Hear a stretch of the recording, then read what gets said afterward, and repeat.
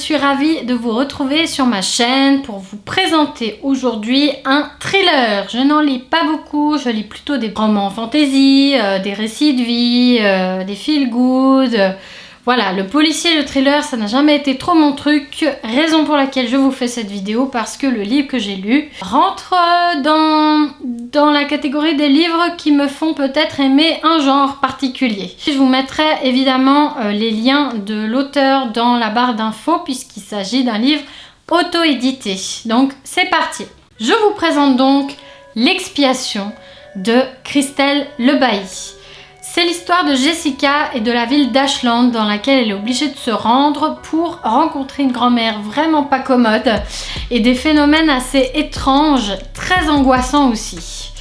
Comme je l'ai dit, c'est un livre auto-édité. J'ai rencontré l'auteur sur sa chaîne YouTube d'abord, ensuite sur son profil Instagram, sur lequel on a échangé. Pour en revenir à son ouvrage, j'ai trouvé le résumé au top parce qu'il intrigue et il nous fait tomber dans le piège de l'expiation. Je lui ai acheté 3 livres en fait à Christelle et celui-ci, c'est le premier que j'ai lu, alors qu'a priori c'est un genre que je n'affectionne pas particulièrement et du coup voilà, je suis tombée dans le filet.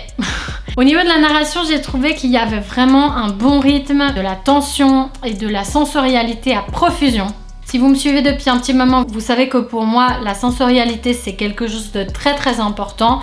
Par sensorialité, j'entends qu'on a le cœur qui palpite, qu'on sent une odeur qui nous rappelle quelque chose, qu'on oublie de respirer. Plusieurs fois, j'ai failli m'étouffer en oubliant de respirer, en lisant L'expiation. On n'a aucune difficulté à se plonger dedans et à se dire en fait c'est moi qui suis en train de courir dans la forêt. Par contre, un petit point qui m'a dérangée, c'est que pour moi, il y a peu de place pour l'imagination du lecteur. Alors moi, je suis quelqu'un qui a beaucoup d'imagination, donc c'est vrai que j'aime pas trop quand il y a beaucoup de détails et quand on m'explique tout. Pas forcément en termes d'intrigue, parce qu'en termes d'intrigue, je suis pas hyper fut-fut, donc j'aime vraiment beaucoup quand on me guide, on va dire.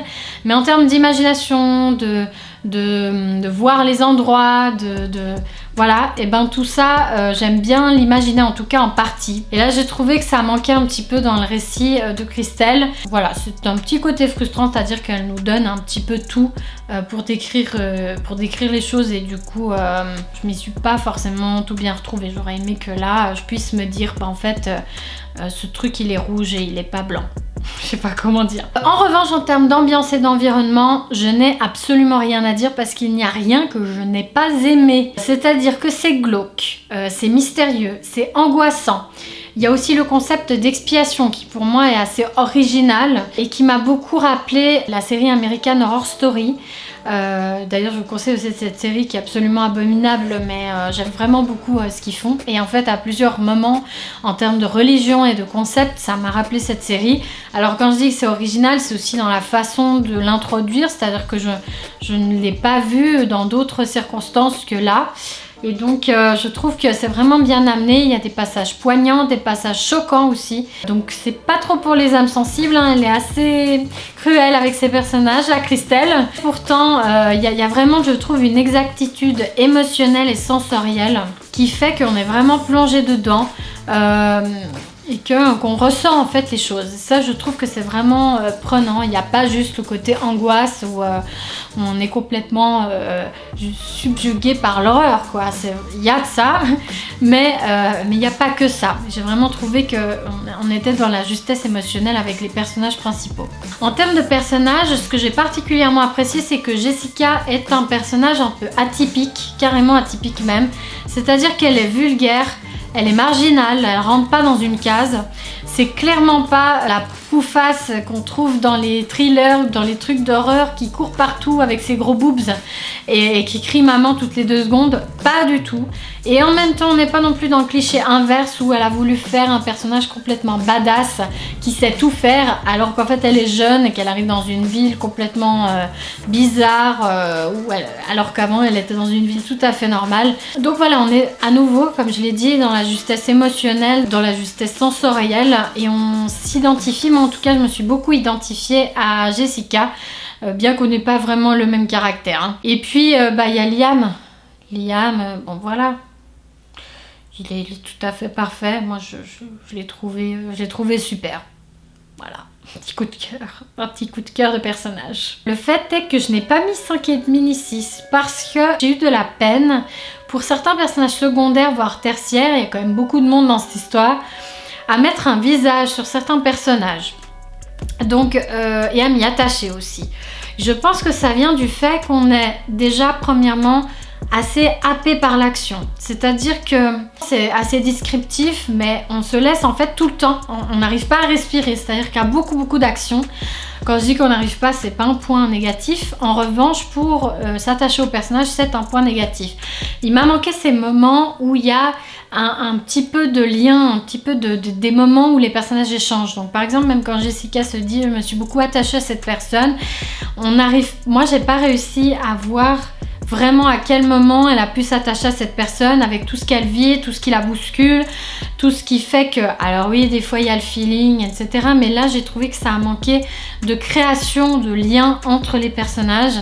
Ce qui fait qu'en fait, j'ai eu, malgré le côté descriptif, le fait qu'on identifie très bien les personnages, j'ai eu de la peine à leur donner de la personnalité vraiment à certains. Je sais pas, je les vois pas, je les voyais pas, les personnages en fait. Certains, hein, je ne parle pas des personnages principaux et je ne parle pas des personnages secondaires proches. Je parle plutôt des personnages qu'on voit à côté. Voilà. Alors certes, ils sont pas aussi importants que des personnages principaux, mais voilà, ça m'a un petit peu manqué cet attachement aux personnages secondaires qui, pour moi, ont quand même un rôle assez important dans les récits. Au niveau de la fin, ce que j'ai beaucoup aimé, c'est que tout est bouclé. Il y a le terme de l'expiation, il y a toutes les intrigues principales et secondaires qui sont terminées. On arrive à la fin. On sait que c'est fini. Par contre, il y a une petite chose contradictoire que j'ai trouvée un petit peu plus gênante. L'auteur fait une ouverture, c'est-à-dire qu'elle met un nouveau suspense. C'est comme une chute, un peu comme une nouvelle, je ne sais pas. Et puis elle introduit la suite, elle met une tension supplémentaire sur une suite qui potentiellement n'existera pas. Il me semble qu'elle va pas écrire de suite à l'expiation. Du coup, c'est un peu frustrant. Je ne sais pas si elle a voulu compenser le fait de justement avoir tout décrit avant et donc ne pas avoir laissé beaucoup d'imagination, en tout cas à la lectrice que je suis. Et là, elle s'est dit, bah voilà, je leur laisse imaginer la fin. Mais j'ai trouvé que ça marchait pas trop parce que toutes les boucles sont bouclées comme je l'ai dit. Et du coup, moi ça m'a plus frustrée qu'autre chose parce que je savais qu'il n'y aurait pas de suite. Et du coup j'étais là, bon mais en fait qu'est-ce qu'il y a à imaginer en fait là? Qu'est-ce que je vais faire de ça? Je vais pas en faire une nouvelle histoire, je vais pas en faire une fanfiction. Malgré tout, au niveau de la moyenne, c'est quand même une très bonne note et ce livre pour moi mérite d'être lu. Par contre, ailleurs qu'en forêt, si possible en pleine ville avec des gens, beaucoup d'éclairage et pas trop tard le soir. Si par contre vous décidez d'aller à l'encontre de ces conseils, il faut vous préparer à frissonner et à oublier de respirer et aussi certainement à entendre et crier la voix des précédentes victimes de l'expiation. C'est déjà la fin de cette vidéo, je vous remercie de m'avoir suivi jusqu'ici, j'espère que le format vous plaît toujours. D'ici la prochaine, j'espère que vous aurez de très bonnes lectures. Je vous conseille d'ailleurs ce livre pour le Pumpkin Autumn Challenge du Terrier de Guimauze qui va prochainement mettre en ligne les différentes consignes pour cette année, puisque ce livre, moi je l'ai lu dans le Pumpkin Autumn Challenge de l'année passée et j'avais beaucoup aimé le découvrir dans ce cadre-là. C'est tout à fait le genre de livre qui se prête à l'exercice. Donc je vous conseille d'aller voir, je vous mettrai les liens de l'année passée en barre d'infos et comme ça vous pouvez voir un petit peu ce que c'est. Je vous dis surtout à très bientôt et à bientôt entre nos lignes. Ciao!